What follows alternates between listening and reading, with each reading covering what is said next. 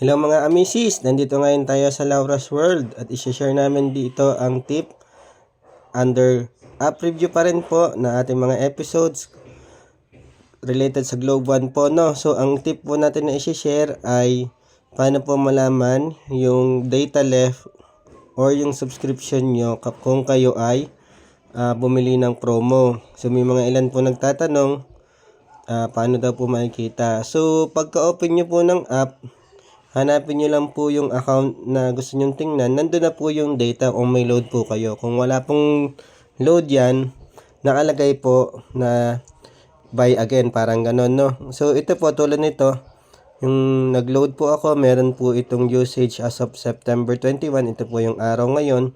At kung ilan na lang po yung natitira sa aking subscription at saka kung may unli text po ako, nandun din po. Para makita nyo po ng buo, no, pipindutin nyo lang po ito, mismong card na ito. Ito pong may data left at saka itong may number. Pag pinindot nyo po yan, nalabas po yung account details page nyo po. So ito yung tinatawag na account details page. Kung makikita nyo dyan, yung number ninyo, yung load balance, kailan siya mag-expire, and yung reward points nyo. Kung may nakalink kayong Gcash, nyo din po yung na Gcash. So ito pong sa ilalim, track your usage. Nandito po yung detailed data tracking po nila, no. So makikita nyo na nandun sa taas kanina nung before this clicking, no, 7 GB. Pag tinotal nyo po yung total, 3 plus 1 plus 3, 7 po yan. So ito po na breakdown. Kung may mga preview po kasi, dito nyo malalaman alin ba yung nauubos ninyo na. So tulad po nito, yung Panaliw, hindi ko pa nagagamit, pero nagagamit ko na yung all access data. Kasi, ang ina-access kong mga app, yun pong mga hindi kasama sa Panaliw, tulad ng Google, o yung mga Zoom, ganyan. No? So, itong data din ng Easy50, yun yung unang nababawas din, no? So, may rule po yan kung alin yung mauuna.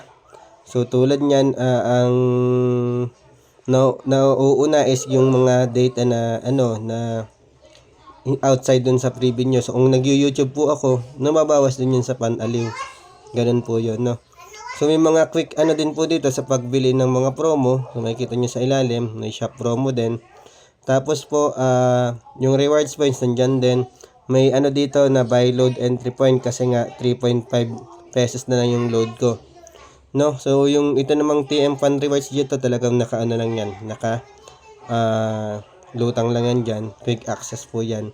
So ito pong content, kung may content kayo, nakikita nyo din dito, halimbawa yung mga Viva Max ninyo, no, nandyan din po. Yung calls and text, nandyan din po. So walang calls dun sa binili yung promo. Yan, sa text naman, may only text to all networks. That's roaming, wala naman akong roaming. So makikita nyo po dito lahat ng detailed nyo po ninyo, no. So yun lang po mga amisis. Kung may magtanong po kayo, comment lang po kayo at gagawin po natin yan ng video. Salamat po. Goodbye.